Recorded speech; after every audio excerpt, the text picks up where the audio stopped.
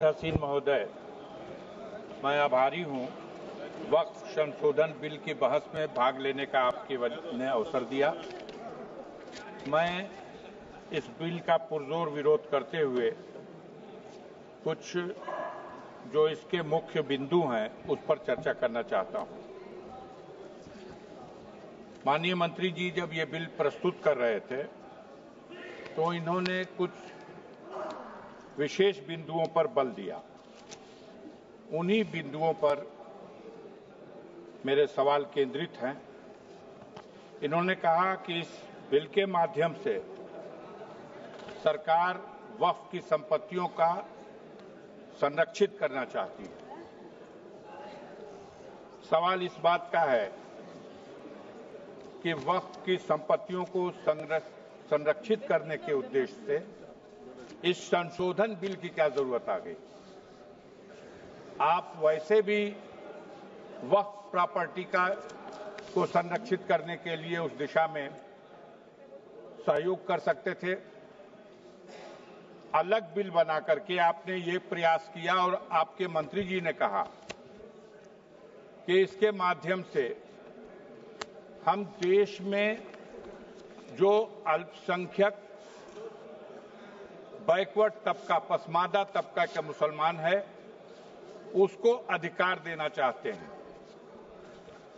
उसको इस प्रॉपर्टी का लाभ देना चाहते हैं। देश के बहुसंख्यक तबके का तो रिजर्वेशन ये सरकार खा गई और उत्तर प्रदेश के और भारतवर्ष के अल्पसंख्यक समुदाय के पिछड़ों का इतना दर्द है, ये तो समझ में बात नहीं आती। इन्होंने ये भी कहा कि इस बिल के माध्यम से हम अल्पसंख्यक महिलाओं के कल्याण की योजनाएं लाएंगे, उनका कल्याण करेंगे, उनकी सहभागिता इसमें होगी। अजीब सवाल है कि जो सरकार महिला बिल तो पास किया हुआ है इस सदन, लेकिन उस महिला बिल को लागू करने के सवाल पर कान में तेल डाल के बैठी हुई है। सदन के मुखिया अपने परिवार का संरक्षण तो कर नहीं सके, उसको तो न्याय दे नहीं सके, उसको तो अधिकार दे नहीं सके, और अल्पसंख्यक महिलाओं को वो अधिकार देने की बात करते हैं। इसी तरह आगे इन्होंने ये भी कहा कि इस बिल के माध्यम से जो वक्फ की प्रॉपर्टी है उस प्रॉपर्टी का हम अच्छा प्रबंध करेंगे। अब बहस हो रही है बाहर कि अरे एक मिनट तो हुआ महाराज, ऐसा अन्याय मत करिए।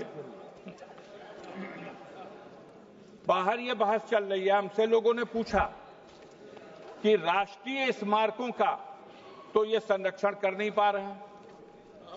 देश का लाल किला बनाया शाहजहां ने और उसको दे दिया गया संरक्षण करने के लिए किसी प्राइवेट को।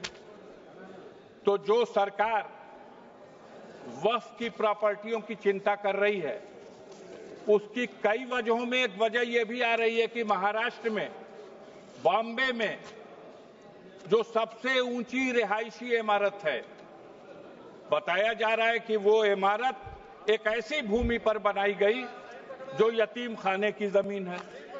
तो जब ये यतीम खाने की जमीन, तो इस सवाल को लेकर के सरकार की चिंता बढ़ गई।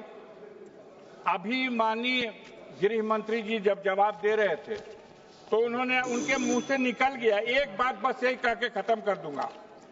उन्होंने कहा कि वक्फ की प्रॉपर्टियों पर जो मस्जिद और ईदगाहें हैं, कब्रिस्तानें हैं, इसको नहीं छुएंगे, लेकिन जो रिक्त जमीनें हैं विवाद रहित कर करके उन प्रॉपर्टी को बेचेंगे और उससे गरीब महिलाओं को और पिछड़े मुसलमानों को लाभ पहुंचाएंगे। धन्यवाद महोदय। ये कौन बेचेगा?